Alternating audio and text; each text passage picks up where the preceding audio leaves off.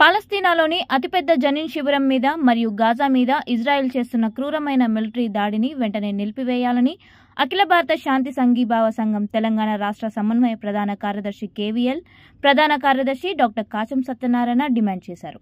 అఖిల భారత శాంతి సంఘీభావ సంఘం తెలంగాణ రాష్ట్ర కమిటీ జాతీయ కమిటీ పిలుపులో భాగంగా రాష్ట్రమంతటా ఇజ్రాయెల్ వ్యతిరేక నిరసన కార్యక్రమాన్ని నిర్వహిస్తోంది. ఇందులో భాగంగా దిల్సుఖ్ నగర్ బస్టాప్ సెంటర్లో పాలస్తీనాకు సంఘీభావంగా ఐప్సో ఫ్లెక్సీలు చేతబూని పాలస్తీనా మీద పాశవికంగా దాడి చేసి భయభ్రాంతులకు గురిచేస్తోందని ధ్వజమెత్తారు.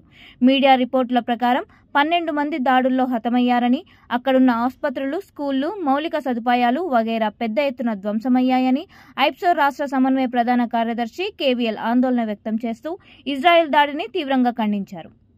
ఐప్సో రాష్ట్ర ప్రధాన కార్యదర్శి డాక్టర్ కాచం సత్యనారాయణ మాట్లాడుతూ పాలస్తీనా ప్రజలపై జరుగుతున్న ఈ దాడులను యుద్ధ నేరంగా గుర్తించి అంతర్జాతీయ న్యాయస్థానాలలో విచారణ జరపాలని అన్నారు.